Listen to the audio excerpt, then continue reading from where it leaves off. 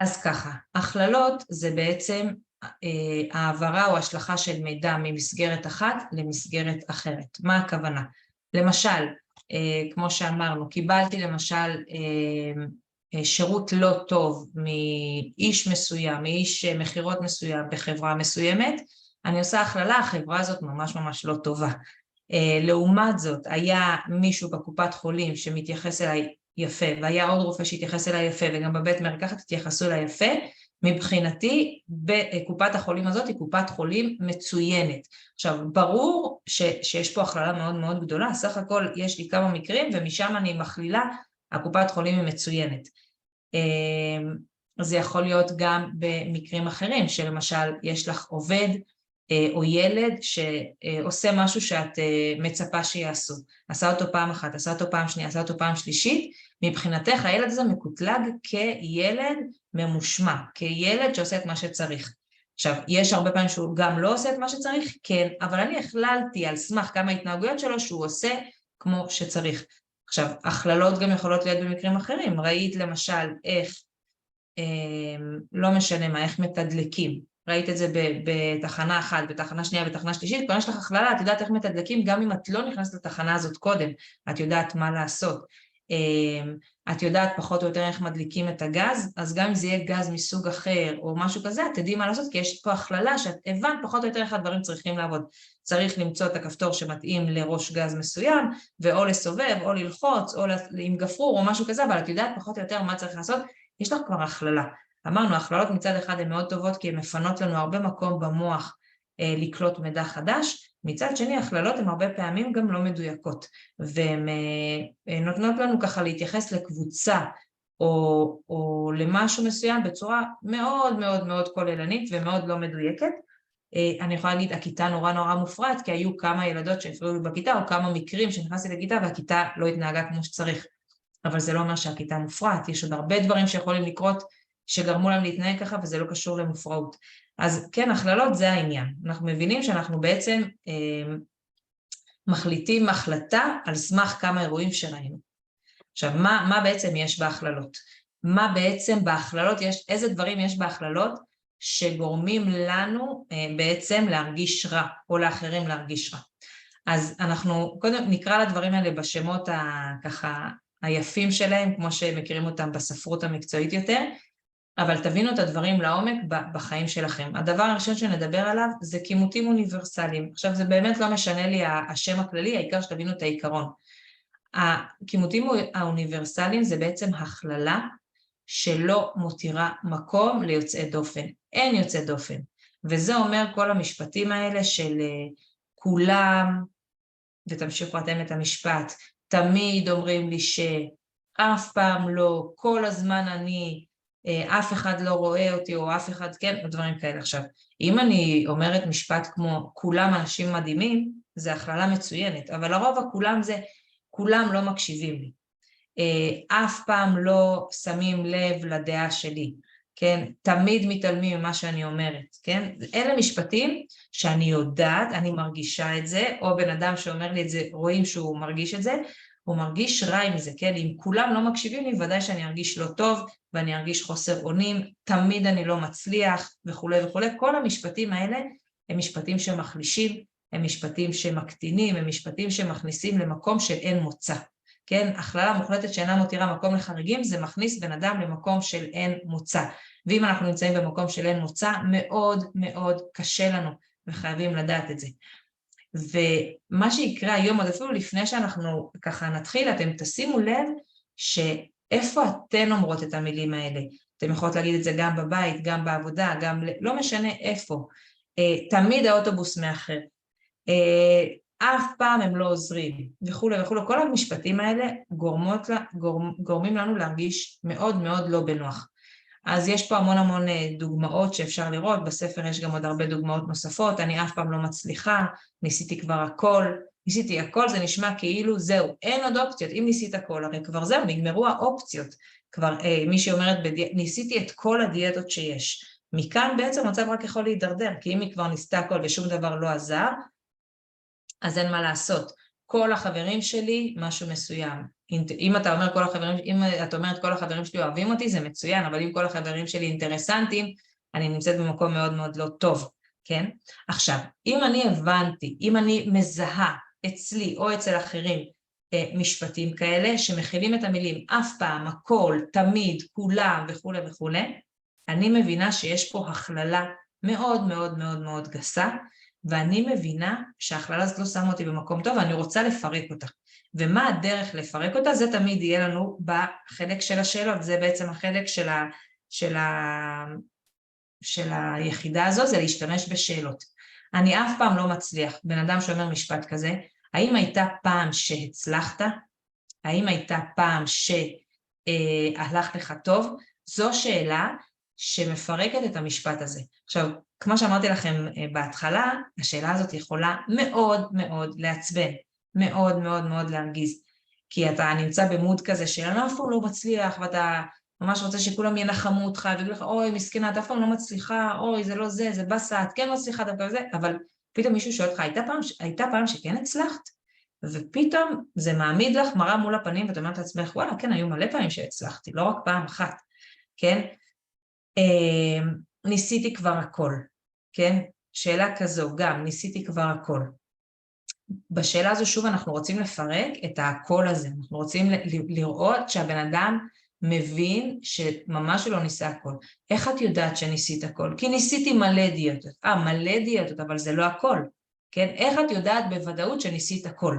את חקרת את כל הדיאטות בכל המדינות ואת זה? לא, לא חקרתי.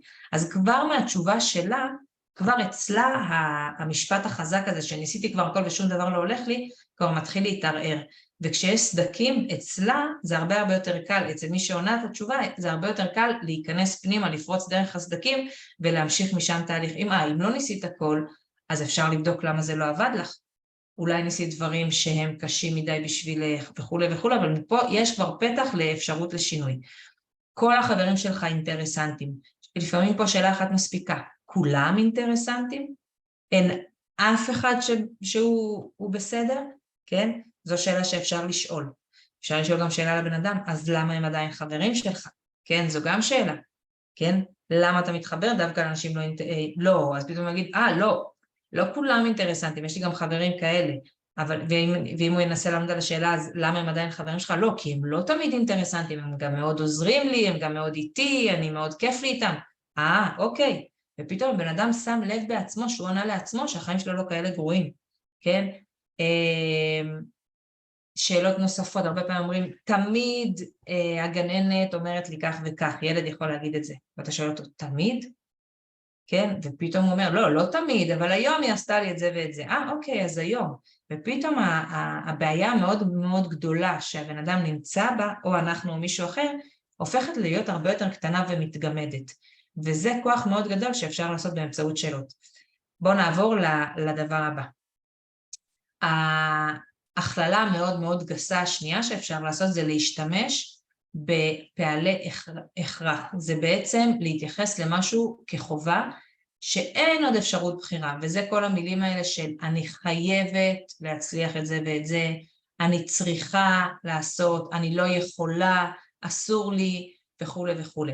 כל הצריך והחייב והלא מסוגל והלא יכול ואסור וכל זה פעלים שמכניסים את הבן אדם למצב שוב של אין מוצא, כן? אני חייבת להצליח במבחן, משפט כזה. תחשבו רגע עם עצמכם, מה המשפט הזה גורם לכם להרגיש? המשפט הזה גורם להרגיש מתח וחרדה ומחשבה של מה יקרה אם אני לא הולכת להצליח, ולחץ והיסטריה וחוסר מיקוד בשאר הדברים, כי אני חייבת להצליח במבחן ואני חייבת להקדיש לו זמן, חייבת ללמוד וחייבת.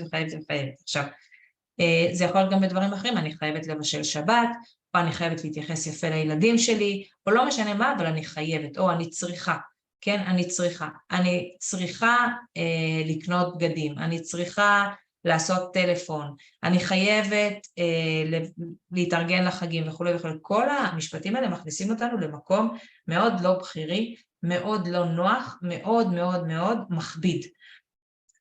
ואת המקום, וכולנו מבינות שוב, אנחנו תמיד נחזור לזה, שזה גורם לנו להרגשה של מועקה, של לחץ, וזה גורם לנו לפעול בצורה של סטרס, של מתח, של תגובות כבר היסטריות. ומה היה קורה אם במקום חייו הייתי יכולה להגיד, אני רוצה להצליח במבחן. אני חוששת לדבר מול אנשים, זה לא בטוח שאני לא יכולה, אבל חוששת. לא אסור לי לדבר עם אנשים זרים, אלא במקרים מסוימים אסור לדבר עם אנשים זרים. אסור לדבר עם אנשים זרים, זה משפט שאומרים הרבה פעמים לילדים, ויש ילדים שנכנסים ממנו מאוד מאוד ללחץ, כאילו אסור לדבר עם אנשים זרים, הוא נתקע באמצע גן חיות, אין לו עם מי לדבר, אבל הוא לא ידבר עם אנשים זרים, כי אסור לו לדבר עם אנשים זרים. כן, אז גם במקרים שהדרך היחידה לצאת מהמצב הלא טוב שהוא נמצא בו זה לדבר עם אנשים זרים, הוא לא עושה את זה, כי אסור לדבר עם אנשים זרים. ופה אנחנו רוצים שוב לחשוב על השאלות שיפרקו את המשפטים האלה. אז אני רוצה ממש שכל אחד ממש תעבור על כל אחד מהמשפטים האלה ותשאל רגע, אני חייבת להצליח במבחן. מה יקרה אם לא תצליחי במבחן? ואז הבן אדם מתחיל לגלות את הקטסטרופות שיש לו בראש, וזה מצוין, כי משם אפשר להתקדם. מה זאת אומרת מה יקרה אם אני לא אצליח במבחן? קודם כל השאלה הזאת כאילו, אז אני אכשל בו, אוקיי, נו, ומה יקרה אם תיכשל? אפשר לשאול את השאלות הרבה פעמים, מה יקרה אם תיכשל? אז לא בטוח שאני אעבור, לא יעבירו אותי קורס, אוקיי, ומה יקרה אם לא יעבירו אותך קורס? לא בטוח שאני אסיים את התואר, ומה יקרה אם לא תסיים את התואר? לא יודע, מה יכול לקרות? לא יודע, אוקיי, מה יקרה? אתה נורא בלחץ שאתה חייב להצליח במבחן, מה יקרה אם לא תצליח את המבחן, ולא תעבור את הקורס, ולא תסיים את התואר? מה יכול לקרות אז? פתאום בן אדם מתעמת מול המציאות, הוא אומר מה יכול לקרות? או שאני אחזור עליו במועד ב', או שיעשו לי קורס אחר במקום, או שאני אבקש בקשה מהאחראי ויעזרו לי, או שאני אולי אעבור לתואר אחר. אוקיי, אבל לא נגמרו החיים פה. לא נגמר, שום דבר לא נגמר, אין קטסטרופה כל כך גדולה כמו שחשבתי לעצמי. ואז היכולת להגיע למבחן היא הרבה יותר ברוגע. אני מאוד רוצה להצליח במבחן, אבל אם אני לא אצליח, לא יקרה שום דבר, כן? אני חייבת להספיק הכל. מי אמר לך שאת חייבת להספיק הכל? מה זאת אומרת מי אמר לי? אני רוצה להספיק הכל. אז למה את אומרת אני חייבת? את רוצה להספיק הכל. את אומרת אני חייבת, בוא נחשוב מה יקרה אם לא תספיקי הכל. מה יקרה? אז יהיו כמה דברים שלא הספקתי, היא תענה לנו, ואז נגיד, אוקיי, ואז מה יקרה? אני לא אהיה מרוצה, ואז מה יקרה? אני ארגיש כך וכך, ואז מה יקרה? היא בסוף תראה שלא קורה שום דבר, זה סתם איזושהי תחושה שלה, שחייב את הדברים האלה, אבל לא יקרה שום דבר גם אם לא. אני צריכה להכין עוגה לשבת. עכשיו, למה את צריכה? מי אמר שאת צריכה? לא, כדי שיהיה לי, אז אוקיי, אז את לא צריכה, את רוצה להכין עוגה לשבת, ומה יקרה אם לא תכיני? אז לא תהיה לך עוגה ולא יקרה שום דבר, אני אתבאס. אוקיי, אז את רוצה להכין עוגה כדי שלא תתבאסי, זה כבר שם את זה במקום אחר, זה כבר נמצא במקום בחירי, ואנחנו כאנשים, כבני אדם, אנחנו אוהבים בחירות. כשאומרים לנו שאין לנו אופציה, שאין לנו בחירה, זה מכניס אותנו לסטרס, מכניס אותנו ללחץ, מכניס אותנו להיסטריה. אף אחד לא אוהב שאומרים לו, אתה חייב, אתה צריך. זה משהו שהוא מאוד מאוד מקשה עלינו. ולרוב מי שאומר את זה, זה אנחנו לעצמנו. המון פעמים אנחנו פשוט אומרים לעצמנו, אנחנו חייבים, אנחנו צריכים, אנחנו לא מסוגלים, אנחנו לא יכולים, וזה דבר, אסור לי, וכו'. כל המשפטים האלה זה משפטים שמכניסים אותנו למקום מאוד מאוד מאוד מאוד לא נוח ומאוד קשה, ומאוד